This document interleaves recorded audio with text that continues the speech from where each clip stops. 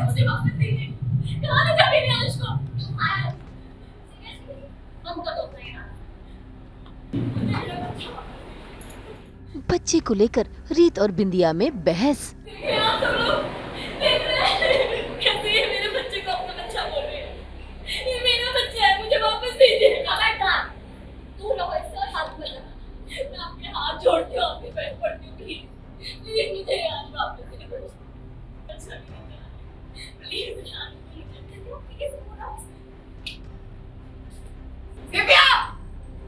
क्या है, क्यों चिल्ला रही हो? बहरी नहीं हूँ मैं, सुनाई देता है।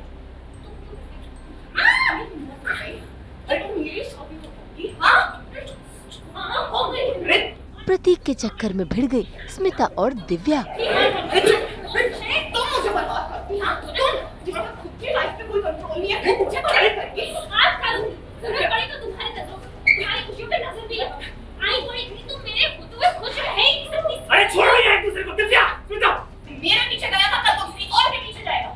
घर में मचा रिश्तों में बवाल। आज भी, कल भी और आगे भी तुम ही हो।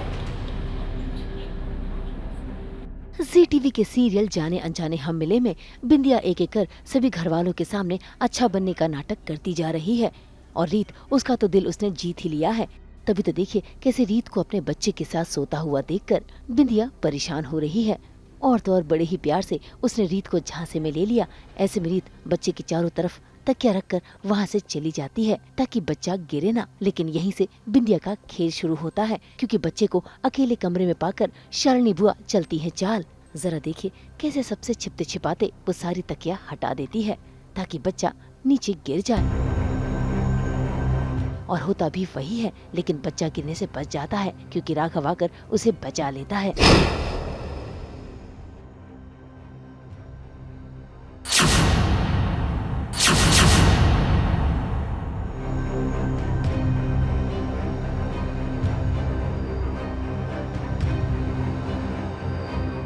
इसी के साथ बिंदिया और बुआ जी मिलकर ऐसा खेल खेलती हैं जिससे रीत को एहसास हो जाता है कि रियांश उसी का बच्चा है। ऐसे में वो रियांश को गोद में लेकर जाने लगती है और बिंदिया सभी घर वालों के सामने शुरू कर देती है अपना ड्रामा ताकि घर वाले बिंदिया की तरफ हो लें।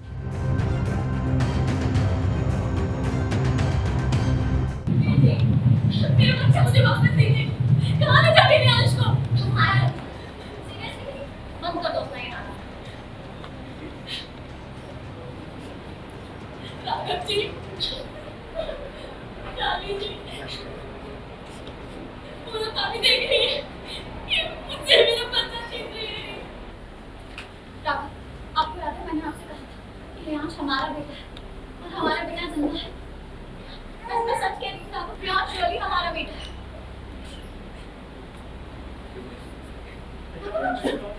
राघव, आप समझ नहीं रहे।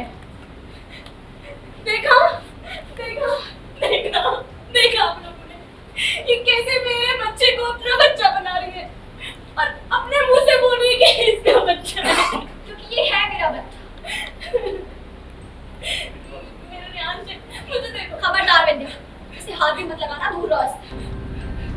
भाई बिंदिया तो सभी के सामने रीत के पैरों तले गिरकर गिड़गिड़ा रही है और राघव रीत को समझाने की कोशिश कर रहा है।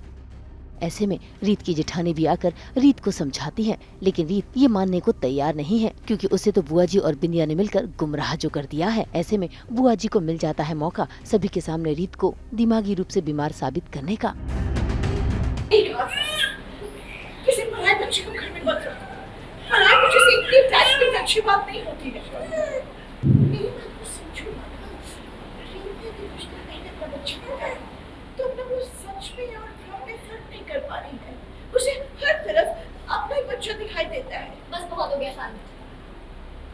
ये मेरा भ्रम नहीं है, ये सच है और रियांश मेरा ही बेटा है।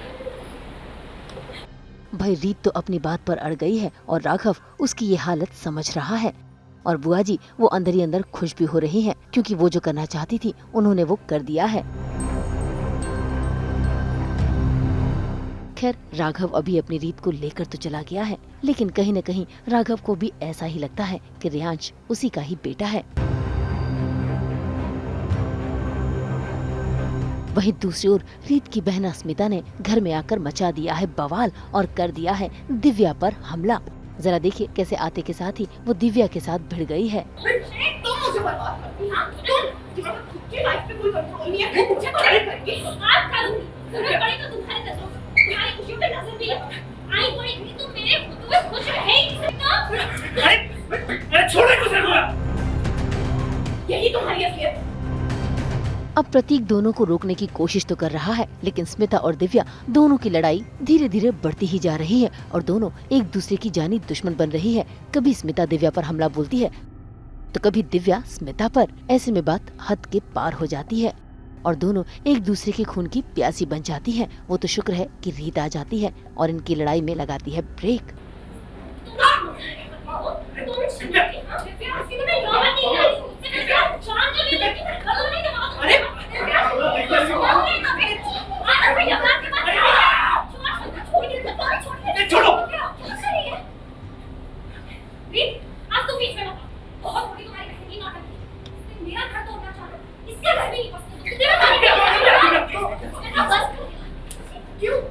मुझे क्यों रोका जा रहा है? हाँ, बहुत बुरी हूँ ना मैं।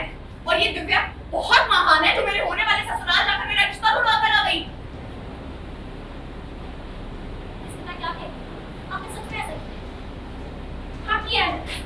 गई थी मैं आंटी के घर और मैंने उसकी दादी को सारा सच बताया। अब दिव्या ने काम ही ऐसा किया है, स्मिता का भड़कना तो लाजमी है।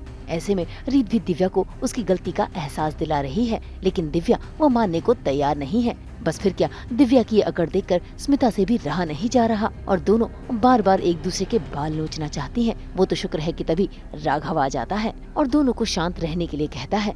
ऐसे में स्मिता ने भी अपने जीजाजी को बता दिया है कि दिव्या ने उसका रिश्ता तोड़वाया है और अब वही रिश्ता उसका जोड़ेगी। इसे वो भी यही ठीक कर।